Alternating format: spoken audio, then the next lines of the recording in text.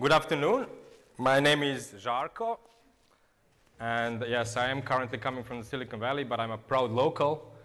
Born and raised very close from where we are right now, basically here in Liman. Spent most of my life here and all around both Serbia and some time in Germany too. So a little bit about me before we dive into the presentation. I used to work both in Serbia and Germany for about that time GTZ, now it's GIZ. That is one of the largest consultancies in Germany. Immediately after, done my Cambridge MBA and last exam at Stanford that actually brought me to the Valley. And since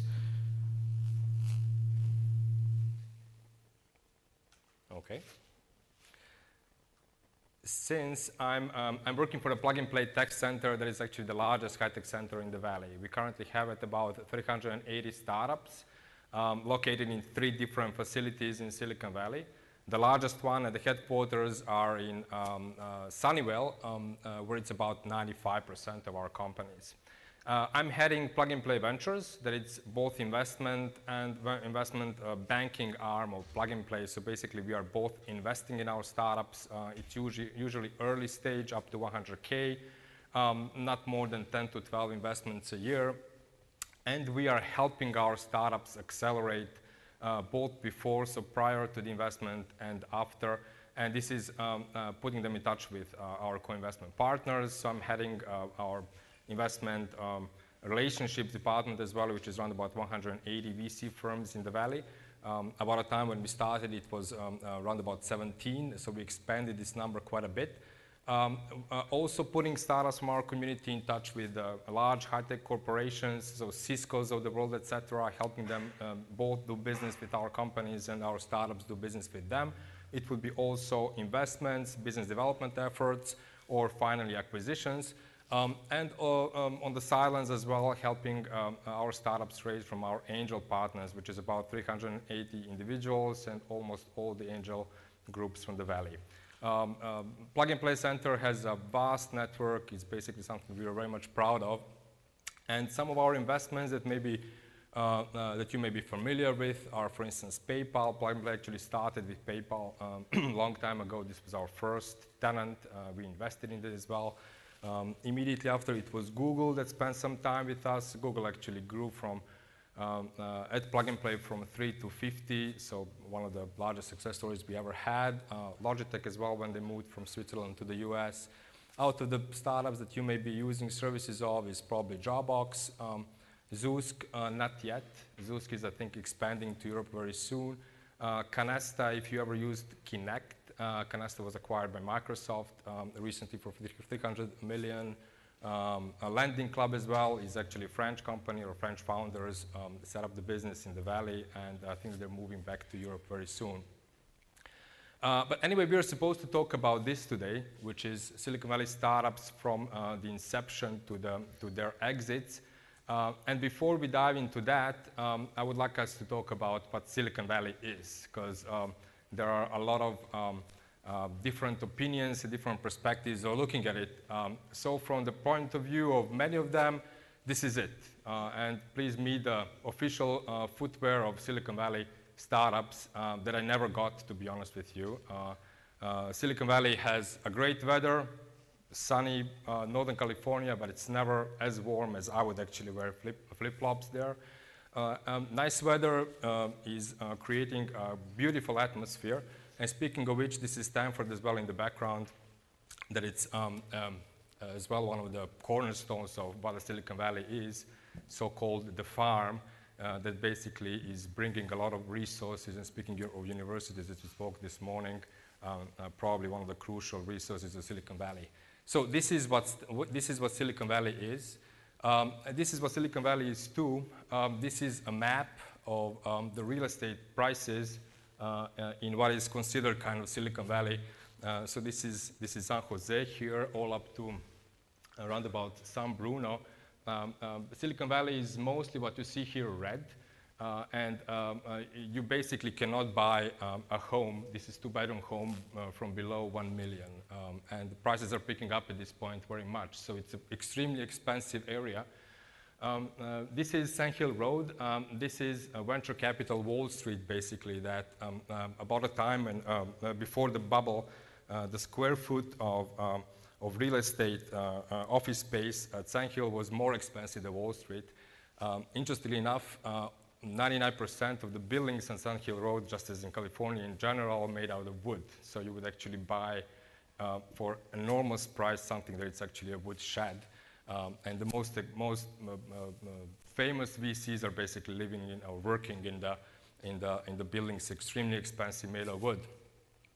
This is probably the most stereotypical map of Silicon Valley, borrowed by our Russian friends that are actually pouring money in Silicon Valley at this moment. And this is about the large corporations. So from the perspective of some, Silicon Valley is this. So the large high-tech corporations that we are also currently working with that are looking at our startups.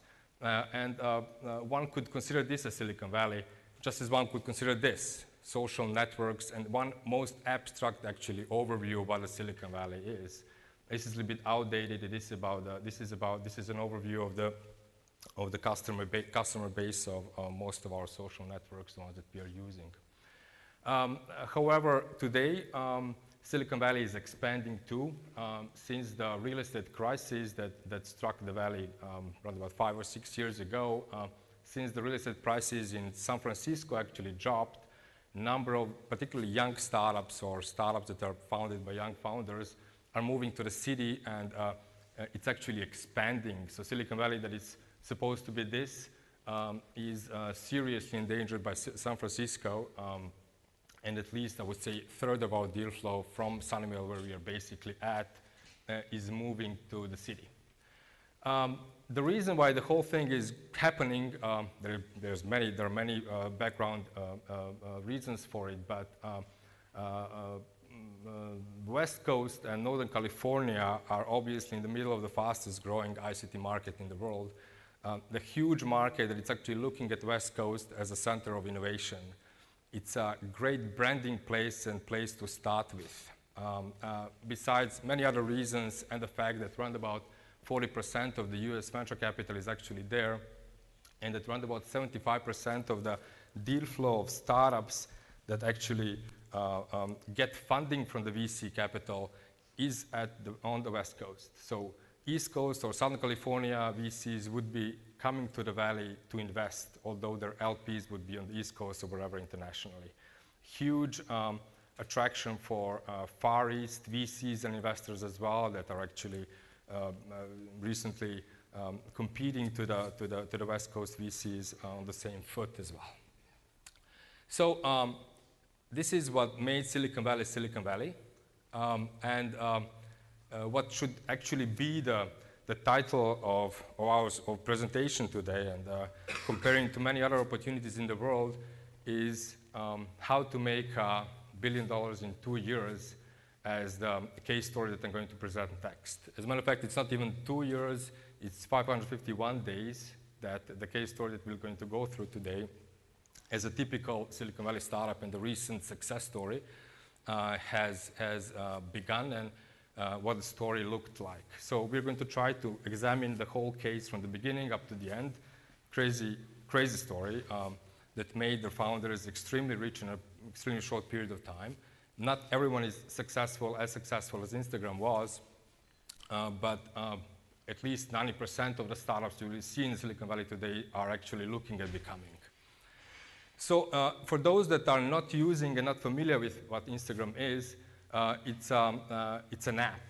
It started actually as an app for one particular platform, taking the pictures, applying filter from instance, from this photo, making a photo like this, usually a little bit retro. Most of the use cases are actually like this, and sharing them on your social network. So just an app, okay, that cost extremely small money in order to build and run. That was crazy viral and eventually got acquired for $1 billion. So at the same time, this app hasn't earned a dollar throughout the existence. Okay, one of the most important criteria for investors, especially in the stage where they would be considered for acquisition, and this is what happened with Instagram as well in the last round, is what are the revenues and whether there are whether the revenues are indicated possible profits for the company and hence get acquired for financial purposes.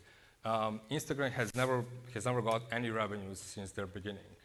Has been founded by Kevin Systrom, that was 28 years about that time, co-founded later by Mike Krieger, kids that are basically right now multi-million entrepreneurs.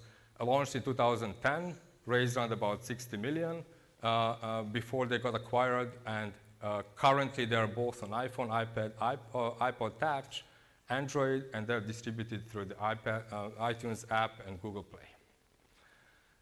These are the kids that about a time when they were actually starting the startup, were kicked out of the dog patch, the incubator similar to the plug and play in San Francisco for the reason that they couldn't afford the rent of $500 a month. This was probably around about a year and a half before they got acquired for $1 billion. A little bit about their background. So Kevin Systrom graduated from Stanford, has never done any computer science formal education, learned more about coding from the side projects, as he said. He has been interning with Odeo that actually became Twitter later on, spent some time with Google. Mike Krieger, who was an engineer, immigrant, 25 years old, worked at Meebo, that it's kind of, let's say, okay startup, but nothing special. And that actually had been experimenting with the photo sharing during his Stanford experience, but then again, nothing particularly exciting or phenomenal about his experience neither. The startup started with the app that was called Bourbon, and was supposed to be about a time when Systrom was exiting what turned out to be Twitter, merger of Foursquare and Mafia Wars. So something that looked interesting about a time when Foursquare was popular, and they were trying to enter the photography space that was extremely saturated and competing with two different startups. One was Hipstamatic and the other one was Scotch. They had components of what Instagram is going to become soon, but none of them were actually covering the whole space. Again, nothing particularly complicated, just apps that they were competing with. And as it happens in the Valley quite often, during the cocktails at some of the events, they connected with Baseline and connected with Andreessen Horowitz. So both the individuals directly, but it's also important for the stuff that we'll be talking about later. Got 500K initial funding from them, and as well, crucial for their further development, decided to scale down what Bourbon was and try to stick to what they did best. So about that time, the most popular part of what the Instagram was actually just adding photos. So actually they simplified the product, that they decided to focus on what was the most popular part of it. While getting funded about that time, so this was, I think this was February 2011, they built the new app, the Instagram app, for around about 8 weeks. Amazingly acquired 10,000 users for the next couple of hours of their lifetime on iTunes. This was about that time unseen, and very soon, by the middle of December, they've grown to 1 million users. In February 2011, they got a consequent round of funding. This was Series A, financing was 7 million. So this was February 2011. Pre-money was 20 million. No, sorry, it was post-money valuation, 20 million.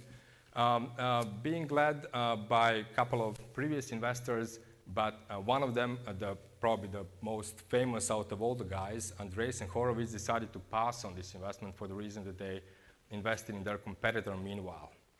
So Pick Please was actually the one that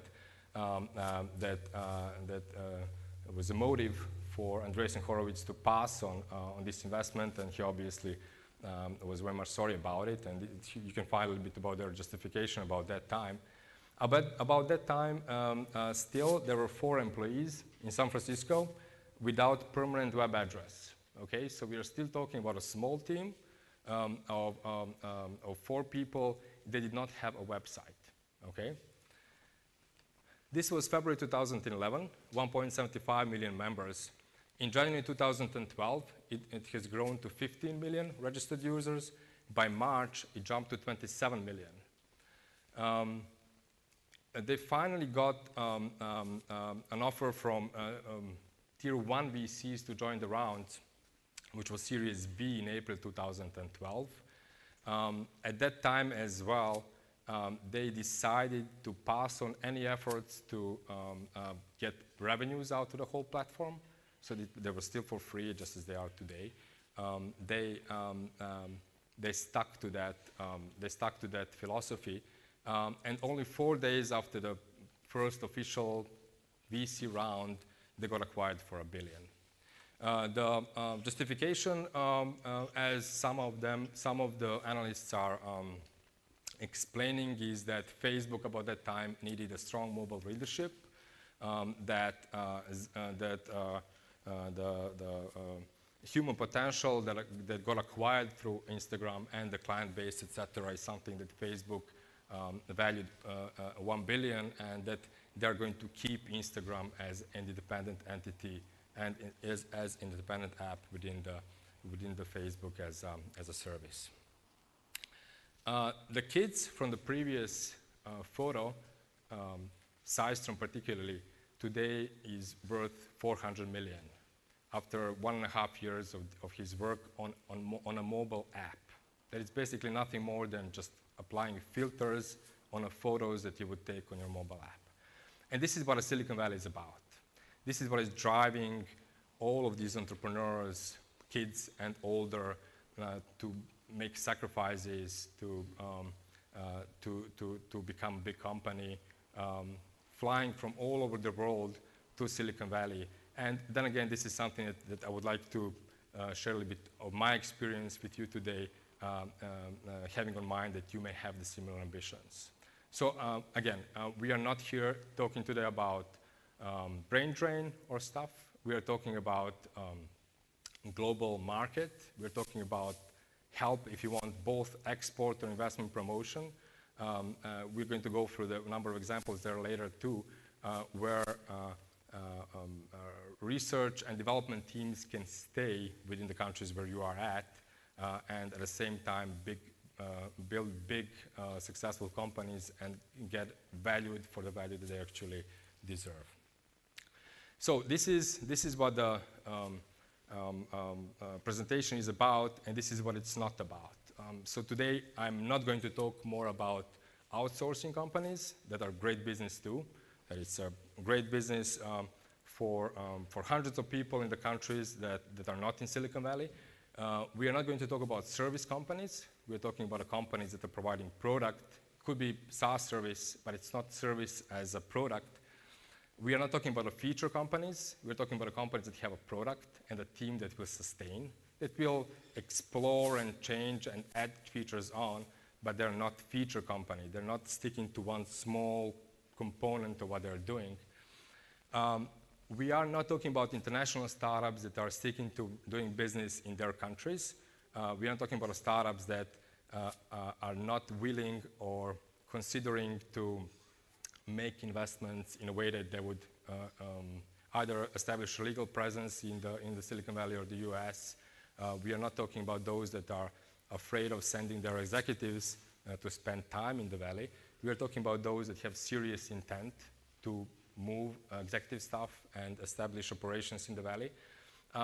We are not talking about the startups that are not really sure whether they're going to spend more than a couple of months in the Valley and acquire English language skills.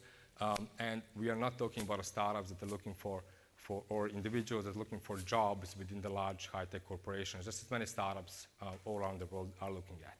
We're looking at the projects and teams that may want to establish global leader startup with sustainable results in the valley. And these are some of the components of it. We have been talking about it today more than once. This is not an exhaustive list, but then again, something that we would like to talk about. I left the team for the very end, although the team should be actually probably in the very beginning. And there is a reason for it. But let's try analyzing. Most of the startups you see today, including Shazam as well, started with big ideas, started with enormous ambition to change something, just as Systrom and his team as well. They wanted to become a global dominant app processing and sharing photos on the web. Not the web, but whatever social networks are. The most successful startups are dealing with the ideas that are their pain point. And speaking to investors as well that will recognize that and consequently support the companies, those that recognize that the team is dealing with their own problems are most convincing opportunities. We're talking about something you're obsessed with, not just a job, right? Something that you are living throughout the life of your startup. Otherwise, you are probably not going to succeed. We are talking about teams and ideas that are very well informed about what they're doing. Otherwise, they will have a hard time convincing both investors and whoever else they have to, their clients, they can do a good job. And we are talking ideally about the teams and ideas you are informed about well enough so that you can convince the partners on the other side. Speaking of markets, one of the most common failures with the startups, both pitching for resources and developing their companies, is they are not tackling markets big enough. Although you may be convinced that you have to have a certain validation of the fact that the market that you are going to address is big enough so that you can scale. Getting necessary resources for your endeavor means that the investors who will be putting money in it are expecting scalable models for, depending on the investor, from 2, 3, 4, they would be kind of happy with, to 15 times of what they put the money in. So it has to be scalable. Ideally, about a time when you are pitching your opportunity, it has to have some kind of traction, especially if it's consumer internet, because it's proven that opportunities in this space particularly, they don't have traction. It's proven that attraction is the only proof that things will become a serious opportunity. So why did Facebook win over Friendster that actually had more resources investing in them about that time? And the only indicator of the Facebook as a good opportunity, actually when you compare it with Friendster, was the fact that they had more traction, for whatever reason it was. Investors will ideally then again looking at a situation where you're at least planning, if you don't have already, indication of hockey stick. Just as we saw with Shazam, about a time when the iTunes as a store has helped the model scale up. Ideally then again, when it comes to the market at least, this should be an opportunity that market-wise will have barriers of entry high enough so that your competitors could not just step in the space and get a portion of your market.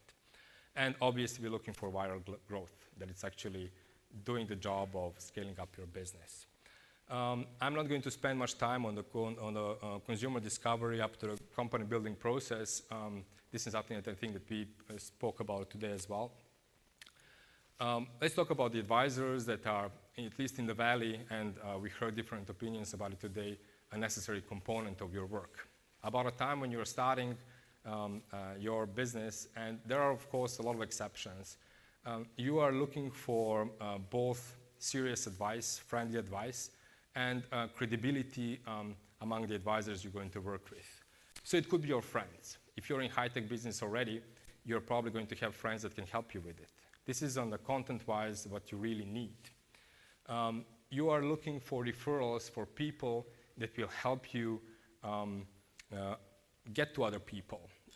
With most of the investors, and we'll explore the reasons why this is the case, the best possible indication of a serious opportunity is coming from the people that they know already. Okay, so it could be their attorneys, could be their other co-investment partners, their friends that they know them, that probably wouldn't approach the investors if they didn't have a good reason for it, if they haven't thought strongly enough about the opportunity, and then again refer the company. These are your advisors too. Some of the advisors will request or expect the equity participation with the company they're working with. Some of them won't. It will be just a friendly advice. Some of them will be paid board members. Having reputable, exceptional advisors on your board is, in a way, kind of securing investors that you know what you're talking about and that you really have serious professional advice on your board.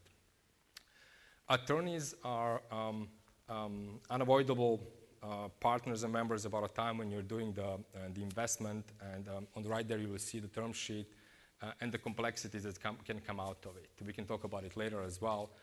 Entrepreneurs in residence, usually sitting with the VCs, are also advisors that you may take in consideration.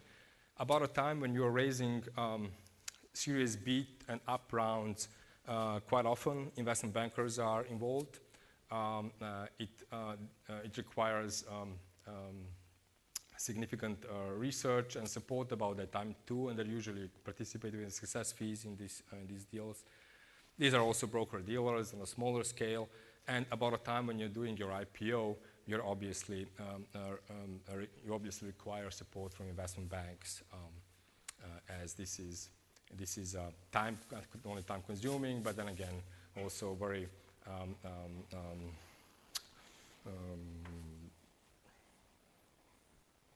legally required step. When it comes to business and your skills required for what would be a successful startup, the first line is explaining what most of European companies are missing. These are persuasion and selling skills. Selling as a skill and trade is underestimated in Europe, and something that most European startups are failing with in the Valley. You have to be a good listener, being flexible enough with speaking both to the VCs that will invest in you and those that will just provide good advice. Something crucial for your reputation. The worst thing you want to see is and hear that you are a rigid and inflexible startup. Obviously, you have to have strong presentation skills in order to pitch your idea that you usually have a very short time for. You have to have marketing skills in order to provide virality and make your startup visible within the very crowded market of Silicon Valley. You have to be strategic enough, and as we saw with Systrom, wise enough to give up on the baby and the ideas that you started with. You have to be smart enough to say, yes, this is the strongest part of my company, and although I invested a lot of time in the other components of it, I have to give up on it because it's not needed in the market. You have to recognize the necessity for staged approach, and it's called the minimum winning game as well. Winning stages and steps within your development one by one, because it's very easy to get lost with what the Silicon Valley business is. Finally, investors, and we're going to dedicate a little bit more time on this today. Investors are basically looking for money in exchange for your equity. They are putting money that they actually borrowed from other investors in your company to get part of it. So they're not lending money, obviously. This is for those that are not involved about it. But they are getting a piece of your company. Investments are quite often confused with what the real goal of startups are. A lot of startups are looking at getting this whatever Series A or early stage investment and forgetting that the real goal is actually acquiring customers and growing the company. And this is a trap that a lot of startups are falling in. Investors, speaking of VCs, that here the photo shows as well that they are new superheroes of the modern world, are the ones that should provide advice as well, and this is why it's considered smart money against what the regular investment is. They will be sitting on your boards. They will have connections with what could be support, both regarding the advisors and your potential customers. They will have vested interest in that respect. They are interested in growing your company. Finding a lead investor is usually the most difficult task. You will usually find 5 or 6 interested potential investors to follow and still not find a lead investor that will take most of the responsibilities for your investment. Finding a tier 1 VC is probably even more difficult. Tier 1 VC is recognition of the quality of the company, and quite often tier 2 or the others will just follow. Your previous experience, knowledge with the investors you're going to work with may be crucial for you both having an approach to the investor and getting his attention. And then again, they are expecting, they would probably say most of them at least 10x, but they will be happy probably with 2 to 5 as well, just as 9 out of 10 of the investments that are putting money in is probably going to fail anyway. However, I mean, so for instance, Sequoia from the previous example with Instagram was pretty much happy with 100% return of what they had 4 days after they closed the round, as they participated in extremely successful acquisition.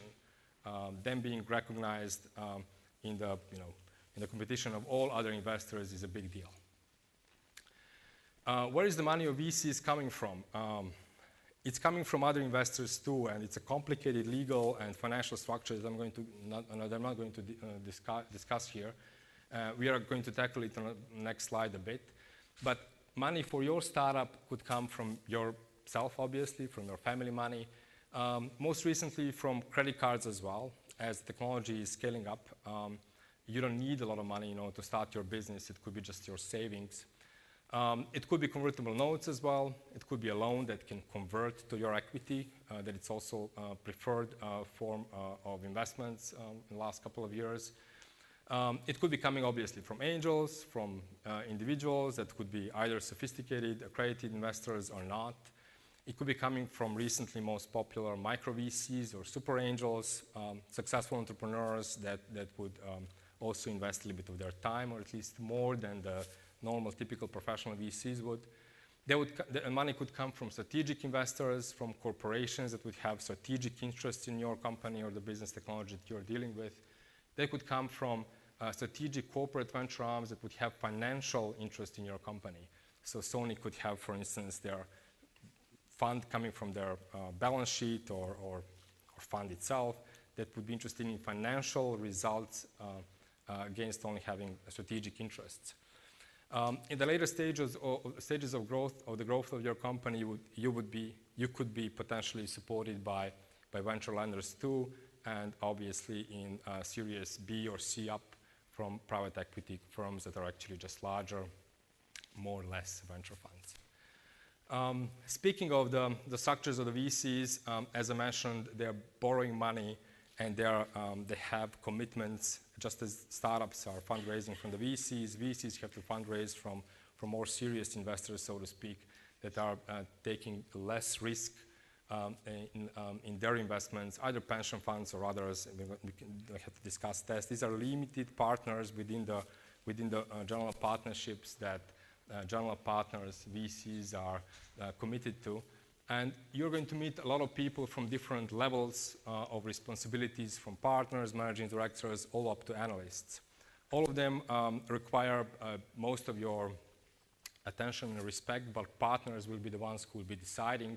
And usually on partnership meetings, they're taking place once a week, on Monday usually, where they decide about whether they're going to invest in your company or not. Obviously, the conditions, should there be any interest, are defined on term sheets, where you need a lot of support, mostly from your advisors. And there is a number of extremely relevant factors that term sheets and negotiation process will require. There is a number of extremely irrelevant stuff that the VCs will try to make extremely relevant just to negotiate what they actually are looking for. And there are only 2 things that are basically relevant within the term sheet negotiation. This is your ownership, so how much you're going to lose from your company for the money they're going to provide, and control.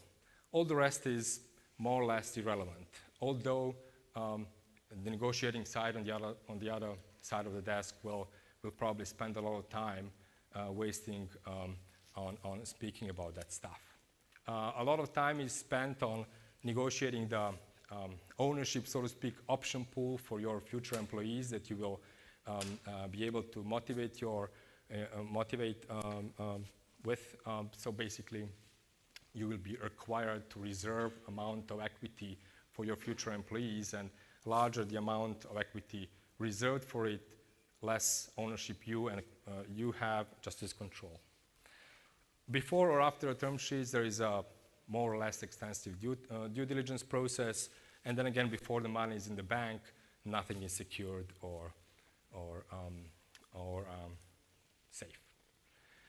When it comes to the VCs, again, just reflecting a bit on the philosophy and mentality, VCs are considered both the superstars on the top of the food chain of what the Silicon Valley and high-tech entrepreneurship is, and the ones that are acting in a quite silly herd mentality way too. While I was doing my formal education on that stuff, one can find in a number of literature as well, advice or warning that joining a venture capital industry is not for those that have issues with making decisions in the conditions of uncertainty, just as the whole venture or entrepreneurship industry is. Having that in mind and having a significant uncertainty in mind, VCs are usually leaning on the opinion of others, being relevant or not. You will quite often see that the main trigger and needle-moving point of a VC to make a decision or not will be actually opinion of their competitor VC or other tier 1 VC to jump in on the deal. Having that in mind, a lot of VCs are making a lot of wrong decisions too. And I don't know whether you, and probably at least half of you, have heard of Bessemer VC, for instance, one of the oldest venture capital firms in the world that missed, that actually they have a page on their website too, explaining about their anti-portfolio, which is basically the list of opportunities that they missed.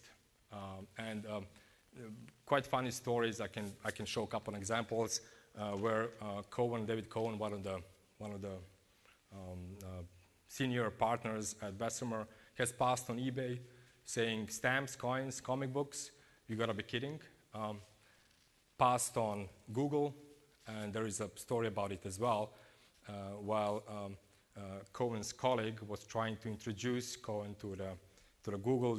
Cohen's colleague was renting a garage to Sergey and Larry about the time when they were starting. She wanted to introduce them to Cohen, and Cohen was looking for reasons not to see them at all, saying, students, a new research engine, how can I get out of this house without going anywhere near your garage, where actually these two guys have been building the largest internet company in the world. Just as well, BVP has passed on Apple about a time when they had 60 million valuation, probably one of the most successful companies on NASDAQ in the history of NASDAQ, was considered outrageously expensive for BVP. Speaking of exits, there are obviously two ways of companies going through either what is considered a liquidation event, which is basically an acquisition, or getting public, which is IPO. There is a number of reasons why companies acquire other companies, just as Facebook has acquired Instagram. It could be talent acquisition, that it's partially motive of Facebook when it comes to Instagram. It could be neutralizing your competition in case that you're in the same space. It could be acquiring your IP. It could be many other different reasons. In 99% of the cases, it's because the acquirer wants to acquire you, not because you want to get acquired. No matter how hard you're trying to get sold to a potential acquirer, it will have to wait for the time and opportunity for acquirer to do that. And then this is the best possible time to negotiate your value. About a time when Facebook acquired Instagram and acquired it for 1 million, Systrom was asking 2 billion, sorry, 1 billion. Systrom was asking 2 billion for Instagram. And then again, company that was less than 2 years old about that time. IPOs are obviously rare. They are the highest possible goal and motive of all the startups to start a business just as investors, because they are about that time hopefully achieving the highest possible valuations. However, on the right there, you can see the chart of Facebook, and this was about a time, this was taken about a time, this was probably the second half of last week. It's unreliable, just as Facebook has been experiencing this valuation recently, and it will probably go up, so I do strongly recommend, if any of you are interested in investing in stock, to buy it now. Just as this has been happening with Facebook, LinkedIn valuation went incredibly high a year after their IPO too. So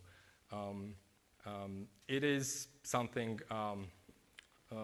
that most of the startups are actually looking at achieving throughout their lifetime. I left the team for the very end for the reason that I have a message regarding that too. Team and the individuals against what would be a European way of thinking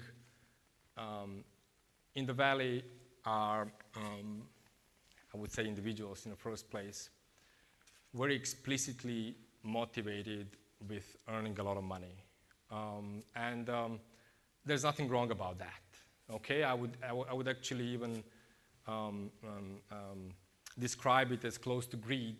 It has to be incredibly ambitious. Both the team and individuals working on it, they have to go through a number of events altogether that will require a lot of sacrifice in order to survive. Speaking of this group today here, that I hope that some of them will actually have an opportunity to become something at least close to Instagram. Those that are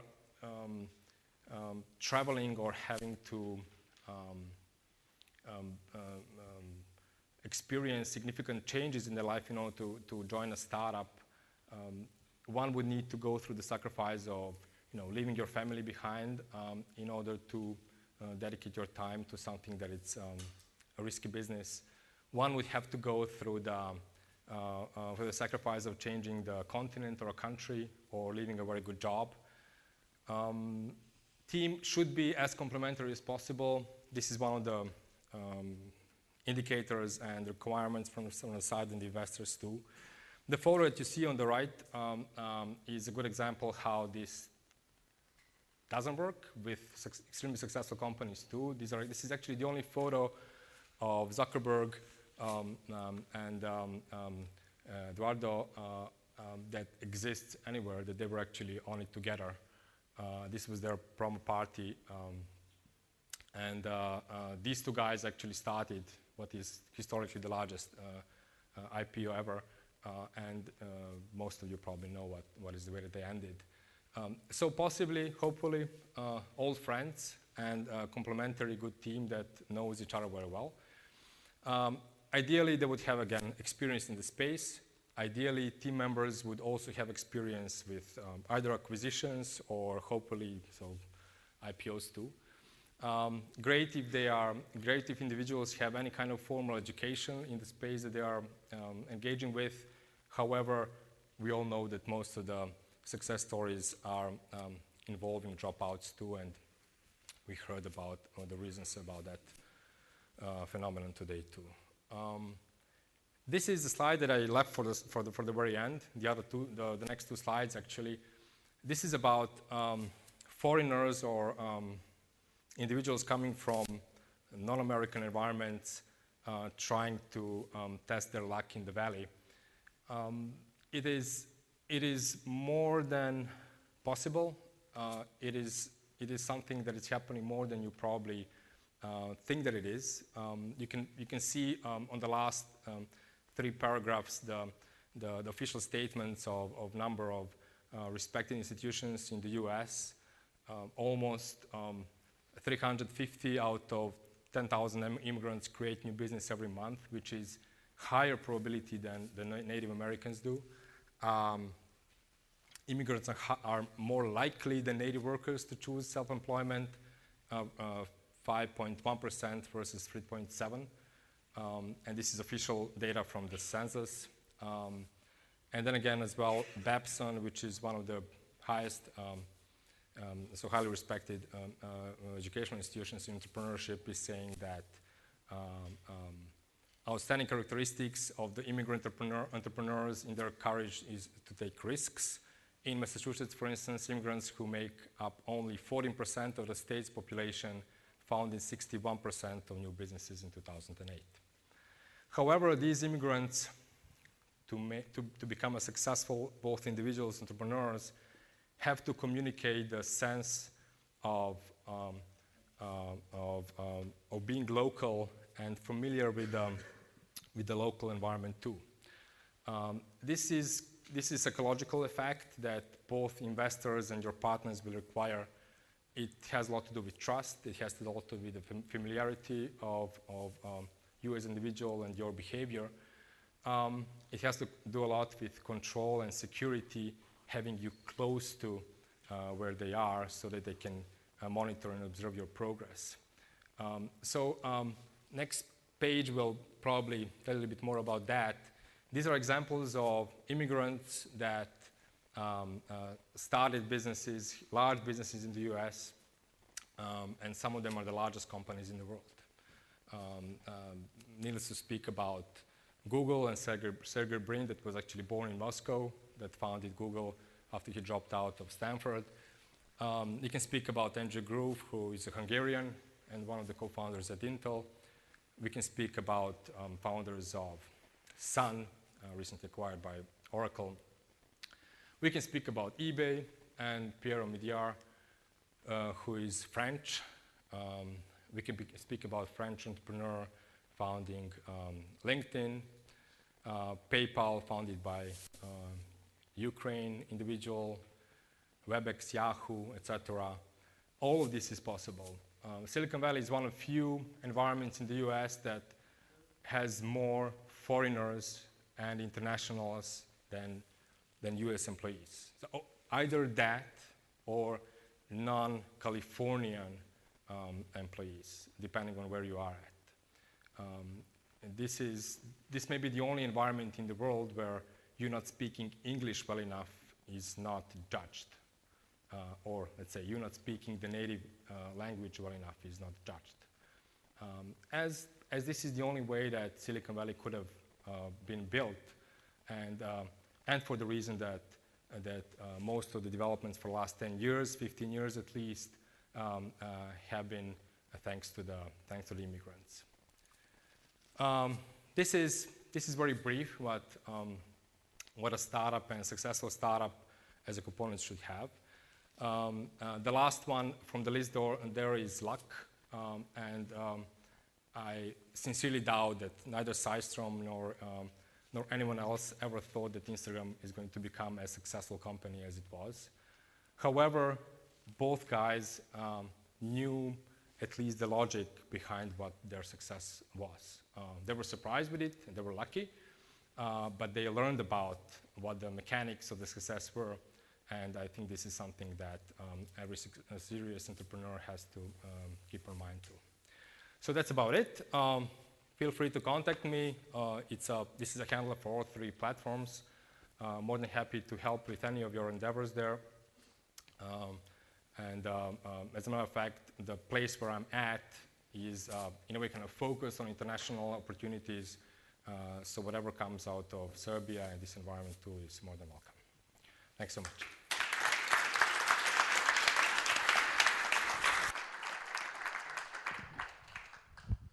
So do we have any questions for Zarko? So we can summon him back.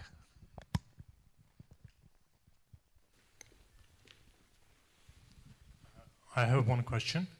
You talked a lot about Instagram, and I'm interested in, I never used it, and I didn't know that it doesn't make any revenue.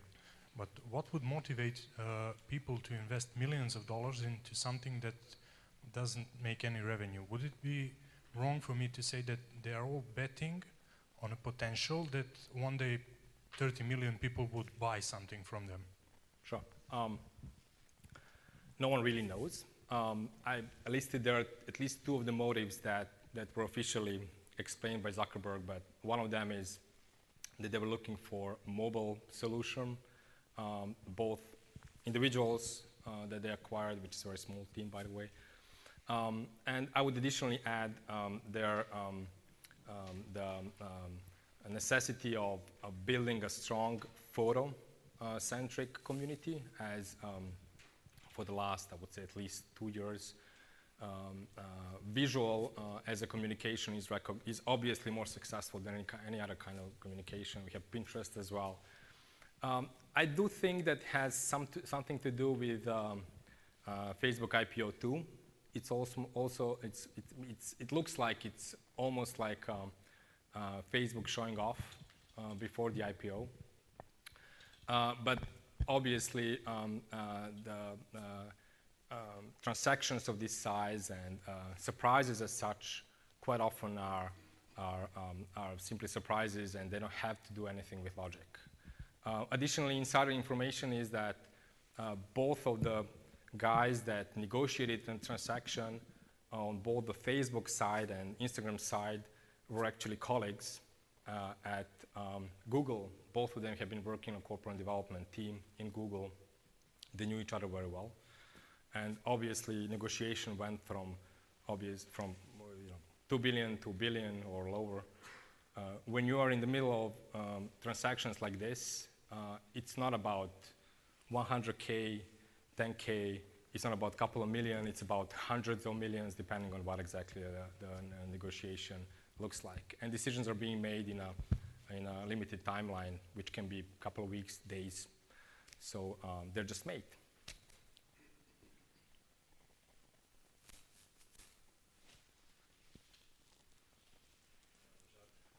Vojvodina. Zarko, thank you very much. One question: you have a lot of experience with different nations, with international business. So, honestly, where are we now? Serbian IT potential. I know we are a small country comparing to I don't know, India or whatever. But talking about quality, what's the quality of our IT engineers comparing to other countries? Okay, so to be quite honest with you, I don't know what has been happening in Serbia, at least for the last couple of years. I haven't been focused, or neither had been focused nor had a lot of time to explore that.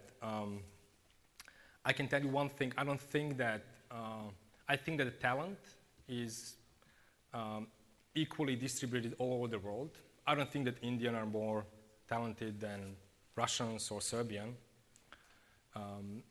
I think it has a lot to do with many other factors. I can give you an example of Germany, for instance, I spent a lot of time in Germany and on German opportunities previously too. Germany is a big market, okay? Entrepreneurs and the talent and all the know-how that Germany has unfortunately been focused on the German market, and a lot of talent is drained by copycats of German entrepreneurs or what would come out of Silicon Valley. For the reason it's simply cozy and convenient for German entrepreneurs to sit in their countries, stay with their families, instead of looking for global opportunities. And they're doing a great business, and they don't have to leave their neighborhoods. You probably haven't heard of many high-tech startups from Germany either. It's small countries, small markets that are motivated harder or more to get out there and to hustle for a big idea and forced to think big. And we actually have most of the opportunities coming from there. I'll give you an example that it's actually leaning on the philosophy that I just mentioned. Slovenian startups, and Slovenia as a country or whatever it is, nation, has always been more entrepreneurial for the fact that it was small, okay? And there were always minority wherever they were. They were forced to expose and work harder in order to get their piece of the cake. Slovenian startups are more present in Silicon Valley than probably any of the startups, both from the former Yugoslavia and from the region. I think it's a lot about It has a lot to do with the current economic situation, that it's obviously in Europe unfavorable, and it will lead to more opportunities coming from Europe and hopefully becoming big stories because they are forced to. I think that there is a lot of talent, to finally kind of answer your question, in Serbia, that has to be both informed, educated, and ambitious enough to get out there, right? So not necessarily leave Serbia, right, but get out there and look for more luck on the global market. Thank you for your presentation. I have one question. Judging from your Silicon Valley experience and looking at today's Serbia and today's IT industry in Serbia, do you think that it would be a good thing for Serbia to have its own Silicon Valley? I'm from Russia, and we now have our own Silicon Valley. You probably heard about the Skolkovo, yes, the Skolkovo project. Skolkovo is a small area close to Moscow, and it's a kind of, that project is a combination of special economic zone and the technopark. Do you think something like that would work for Serbia and it would be helpful? Thank you. Sure. There has been a lot of similar examples all around the world and historically that have been trying to copy Silicon Valley. I don't think that any of them worked. Not for the reason that it's something that Silicon Valley is something really special and replicable or anything like that. So India and China is probably the closest at the moment. It may be possible within the decade or two. But there is simply too many things going out there, and we saw the growth of the IT industry, that it's obviously largest in the US. This is what is gearing the Silicon Valley at the moment too. Skolkovo is a great initiative, and I mean I'm involved in it too. Skolkovo is trying to copy and get as much as, in the first place, build a bridge with Silicon Valley and get as much as they can from there. And there is a lot of money, both in Russia, focused on that, and political power focused on that, and a lot of money pouring in Silicon Valley in order to do that. It would probably take at least 10 years to make it real, because it's not there yet. It's not only about the money and political will, it's also about the environment, it's also about the trust of Russian startups in Russian government and many other things. It's not as simple as that, but having the global development, global economic developments in mind, I think that there is a strong probability that all the BRIC countries will get there sooner or later. Silicon Valley has a brand that none of these environments have, and brand is, if not everything, then a lot.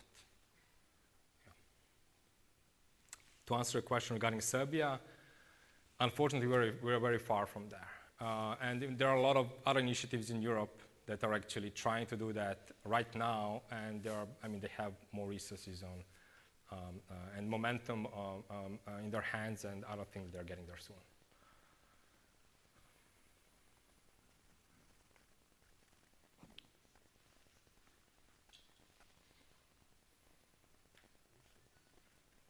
Okay. Thanks so much.